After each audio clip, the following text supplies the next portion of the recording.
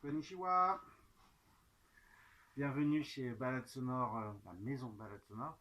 Aujourd'hui, on va vous présenter quelques disques qui nous ont été livrés vendredi des États-Unis, qui sont donc des disques japonais.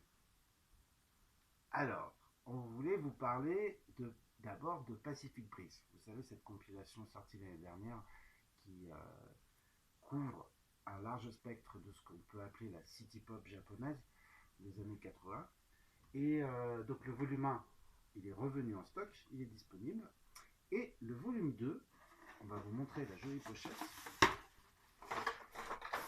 Hop, voilà. Le volume 2 sortira prochainement en mai ou juin, j'ai un doute, mais il est en précommande sur notre site.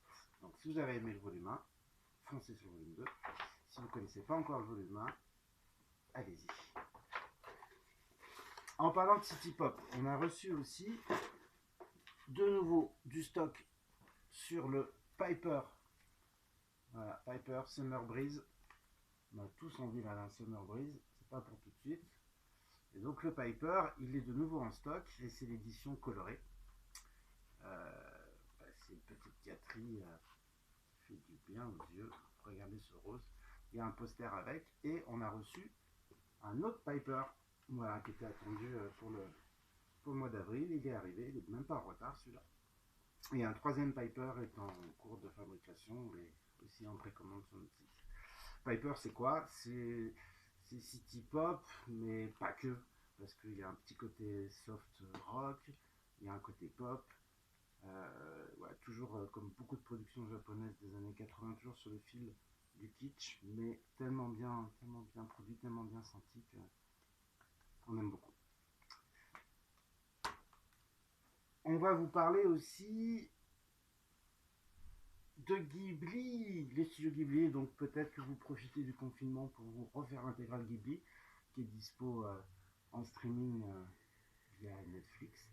Et les BO des films de Miyazaki sont enfin réédités. Donc il y a eu une fournée l'année dernière avec Totoro, Le Château dans le ciel et La vallée de Nausicaa. Et arrive maintenant le mois dernier, donc on les a reçus, Porco Rosso et Kiki la petite sorcière. Donc ça, ce sont les versions qu'on appelle soundtracks, donc c'est ce que vous entendez dans les films. Et il y a aussi les versions images, donc là on les a pas physiquement, ils sont au magasin, mais qui sont donc des relectures, mais faites à l'époque. Joe Hisaishi enregistrait 2 à 3 versions par film. Et vient d'être annoncé pour juillet, Princesse Mononoke. Donc déjà on précommande sur le site. C'est Panda qui est ravi. Et dernière petite gâterie made in Japan. Là on parle d'actualité. C'est un nouveau groupe, c'est leur premier album. Non, c'est leur deuxième album, pardon. On ne connaît pas leur premier. Mais alors là on a pris une claque avec celui-là. J'approche un petit peu voir cette belle pochette. C'est foufou, c'est électronique, c'est pop, ça fait penser à, je ne sais pas si vous connaissez la vague électronique sud-africaine des années 90, donc voilà, ça peut aller très très vite, en même temps il y a le côté kawaii, c'est accessible, c'est péchu, ça nous a fait du bien au moral ce matin pendant les petits exercices physiques du dimanche matin. On vous le conseille, il est aussi sur le site, on vous postera quelques liens d'écoute.